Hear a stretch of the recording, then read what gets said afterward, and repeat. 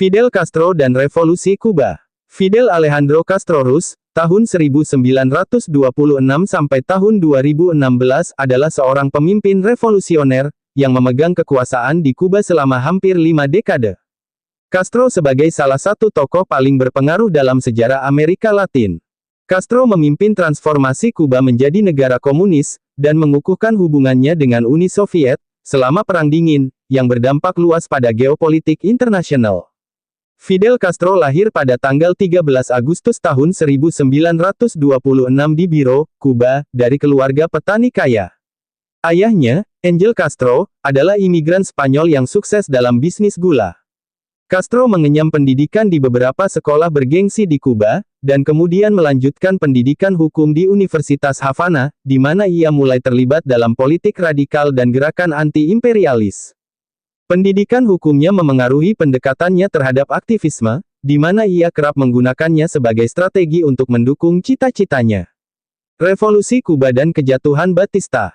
Pada tahun 1952, Fulgencio Batista, seorang mantan presiden Kuba, melakukan kudeta dan mengambil alih kekuasaan, dengan dukungan Amerika Serikat.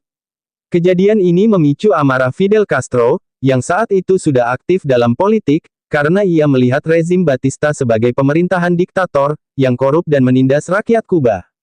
Pada tahun 1953, Castro memimpin serangan bersenjata di Barak Moncada, di Santiago de Cuba, tetapi gagal. Serangan ini menjadi titik awal revolusi Kuba. Castro ditangkap dan dipenjara, namun ia tetap gigih memperjuangkan revolusi. Setelah dibebaskan pada 1955, ia melarikan diri ke Meksiko, di mana ia mulai merencanakan revolusi yang lebih besar, bersama dengan tokoh penting lainnya, seperti Che Guevara. Pada tahun 1956, Castro dan 81 pejuang revolusioner, kembali ke Kuba, dan memulai perang gerilya melawan rezim Batista. Setelah bertahun-tahun perang, pada tanggal 1 Januari tahun 1959, Castro berhasil menggulingkan Batista, dan merebut kekuasaan, mengubah Kuba menjadi negara komunis, yang bersekutu dengan Uni Soviet. Kebijakan pendidikan dan kesehatan. Setelah berkuasa, Castro menerapkan berbagai kebijakan sosial, termasuk nasionalisasi industri dan properti asing, yang sebagian besar dimiliki oleh perusahaan-perusahaan Amerika Serikat. Salah satu keberhasilan terbesarnya adalah, reformasi di bidang pendidikan dan kesehatan. Di bawah pemerintahannya, Kuba mencapai tingkat melek huruf hampir 100%, serta penerapan layanan kesehatan untuk semua warga.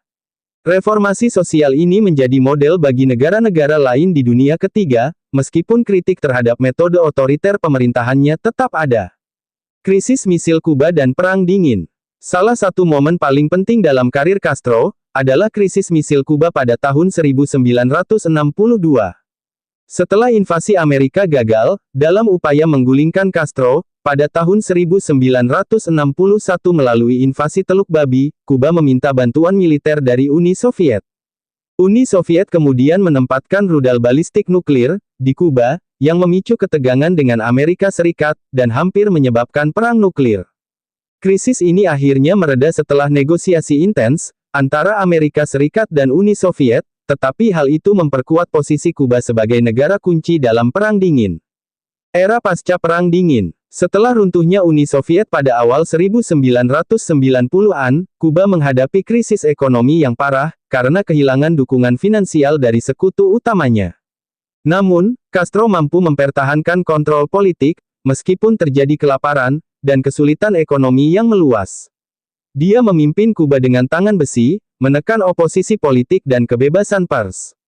Selama masa pemerintahannya, Castro menghadapi lebih dari 600 upaya pembunuhan, yang diduga direncanakan oleh CIA, dan musuh-musuhnya, termasuk metode yang tidak biasa, seperti cerutu beracun, dan pakaian selam yang terkontaminasi.